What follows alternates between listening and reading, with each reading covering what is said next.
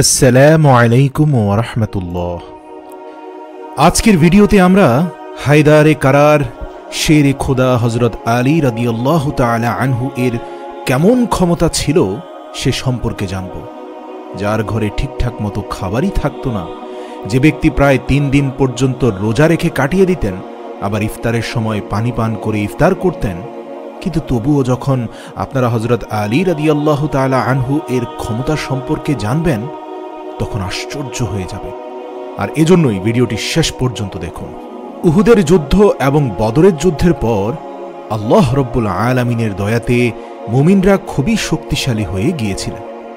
সেখানে দ্বিতীয় দিকে যারা কাফের এবং মুশরিক ছিলেন তারা দুর্বল হতে শুরু করেছিলেন, আর সেজন্য তারা চাইতো যে কোনো প্রকারে মুসলিমদের অস্তিত্বকে একেবারে সমাপ্ত করে দেয়া যায় কিনা।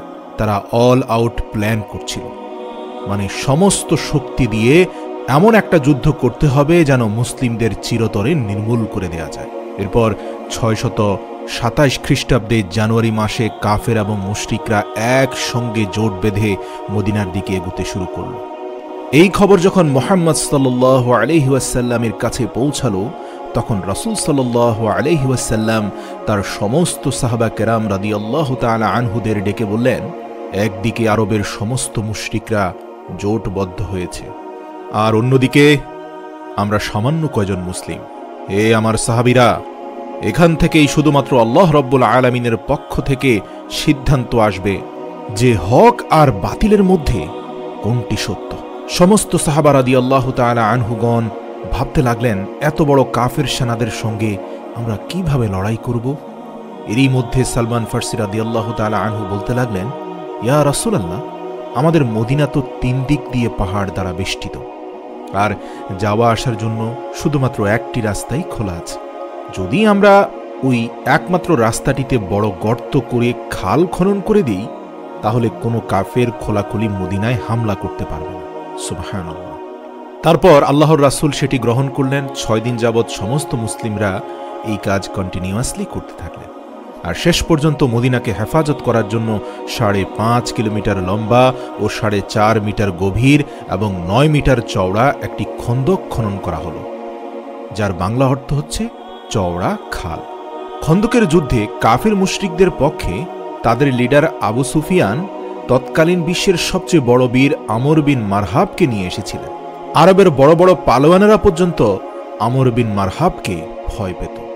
আর এত সব পালোয়ান সহ তারা যখন মদিনার কাছে এসে দেখল মদিনার প্রবেশ পথে একটি বড় খাল খনন করা হয়েছে, আর যা দেখে তারা ভীষণ অবাক হলো আর ভাবল যে এত বড় খন্দক এত সামান্য কয়েকজন মানুষ কেমন করে খুঁড়তে পারল।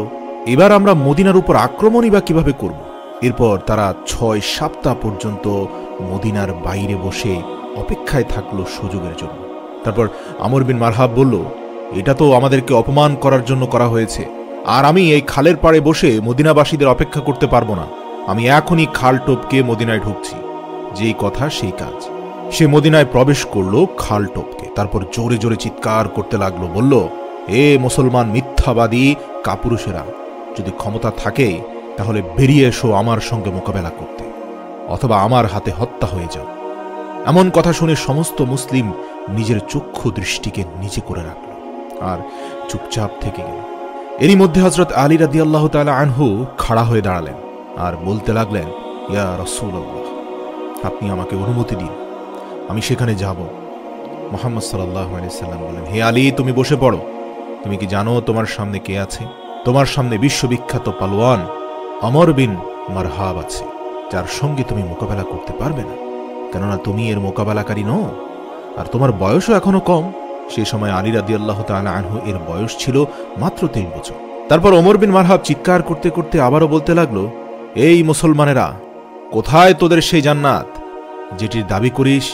হেরে যাবি ভেবে মাথা নিচু করছিস, লজ্জা করে না? তোরা না শহীদ হলে জান্নাতে চলে যাবি? তোদের মধ্যে কি এমন একজনও নেই যে জান্নাতের সুগন্ধ পেতে চায়? মুসলিমদের মধ্যে বড় বড় বাহাদুর পালোয়ান বসেছিল, যারা কেউ লড়চড় করছিল না, সবাই চুপ ছিল।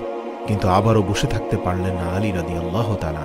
আবারও সোজা হয়ে দাঁড়িয়ে রাসূল সাল্লাল্লাহু আলাইহি সাল্লামের দিকে তাকিয়ে বললেন, ইয়া রাসূলুল্লাহ, আপনি শুধুমাত্র আমাকে অনুমতি দিন, আমি এই জালিম শয়তানের মুখ বন্ধ করে ছাড়ব।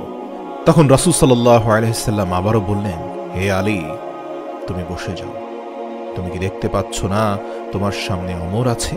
এরপর রাসূল সাল্লাল্লাহু আলাইহি সাল্লাম নিজে বললেন, কে এমন আছো যে এই কাফেরের মুখ বন্ধ করবে? এমন কথা শুনে সবাই নিজের নজরকে নিচের দিকে রাখল, আর সবাই বলতে লাগলেন, ইয়া রাসূলুল্লাহ, আপনি কি জানেন না এই আমর বিন মারহাব এক হাতে উটের বাচ্চাকে ধরে রাখে আর অন্য হাতে শত শত শত্রুদের উপর একসাথে তরবারি চালায়? এই শয়তানের সঙ্গে কে লড়াই করতে পারবে? এরই মধ্যে হযরত আলী রাদিয়াল্লাহু তাআলা আনহু সুদৃঢ়ভাবে তৃতীয়বারের মতো দাঁড়িয়ে গেলেন আর বলতে লাগলেন, হে আমার আকা, আপনি আমাকে শুধুমাত্র অনুমতি দিন, আমি এই কাফেরের মুখ চিরতরে বন্ধ করে দেব। তৃতীয়বার বলার পর হযরত আলী রাদিয়াল্লাহু তাআলা আনহুকে রাসূল সাল্লাল্লাহু আলাইহি সাল্লাম যাওয়ার অনুমতি দিলেন।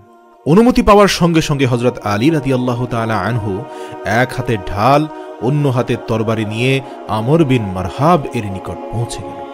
আমর বিন মারহাব এর সমস্ত শরীর লোহার চাদর দ্বারা ঢেকেছিল, অর্থাৎ তার কাপড় লোহা দ্বারা তৈরিকৃত ছিল, এমনকি তার টুপিও লোহা দ্বারা তৈরি ছিল।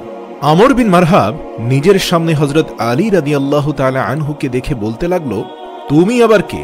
এই যুবক, তুমি কেন এখানে মরতে এসেছো? এটা শুনে হযরত আলী রাদিয়াল্লাহু তাআলা আনহু বলতে লাগলেন, আমি কারারে হায়দার, আমার মা আমার নাম রেখেছে হায়দার।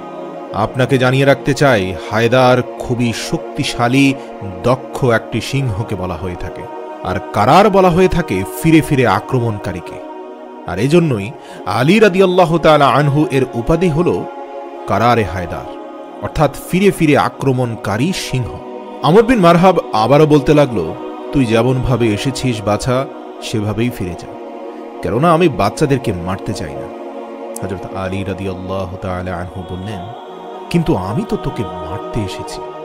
এমন কথা শুনে আমর বিন মারহাব প্রচন্ড রাগান্বিত হয়ে গেল, আর সেজন্য এগিয়ে এসে হযরত আলী এর উপর প্রচন্ড জোরে হামলা করল।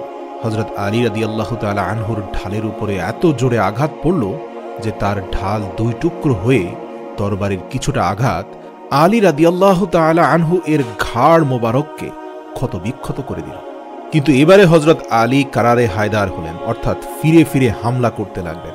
তিনি ঘুরে দাঁড়িয়ে অমর বিন মারহাবের উপর এমন একটি হামলা করলেন যেখান থেকে অমরের ঢাল একেবারে দুই টুকরো তো হলই, তার পাশাপাশি উপর থেকে নিচ পর্যন্ত আমরের শরীর দুই খণ্ডিত হয়ে গেল। বলা হয়ে থাকে, ইতিহাসে এত জোরে তরোয়াল দিয়ে কেউ কাউকে আঘাত করতে পারেনি, কেননা আলীর এক আঘাতে অমরের ঢাল দুটুকরো হল। এছাড়াও আমর বিন মারহাবের গায়ে ছিল লোহার কাপড়, সে লোহার কাপড়ও ছিঁড়ে গেল এবং তার শরীরও দুই টুকরো হয়ে গেল।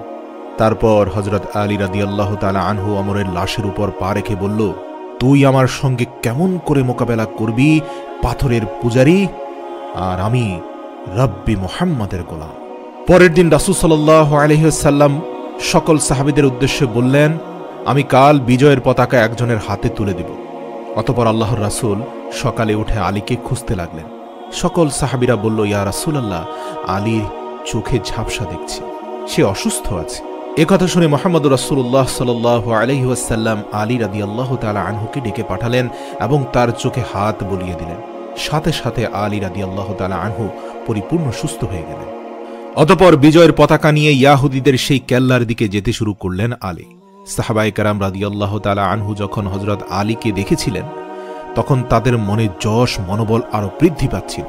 হযরত আলী যখন ইয়াহুদীদের সেই কেল্লার কাছে পৌঁছালেন, তখন তিনি দেখলেন সেই কেল্লার যে প্রধান দরজা সেটি খুবই বড় ছিল এবং সেটি বন্ধ ছিল। সেটিকে ৭০ জন মানুষ একত্রিত হয়ে তারপর বন্ধ করত।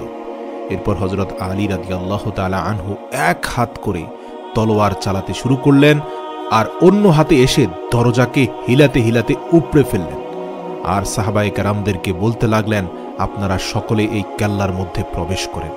আর তারপর হযরত আলী রাদিয়াল্লাহু তাআলা আনহু সেই সময় পর্যন্ত দরজাটিকে উপর করে রেখেছিলেন যতক্ষণ পর্যন্ত মোটামুটি ৬০০ জন সাহাবী রাদিয়াল্লাহু তাআলা আনহু সেই কেল্লার মধ্যে প্রবেশ করতে না পেরেছিল।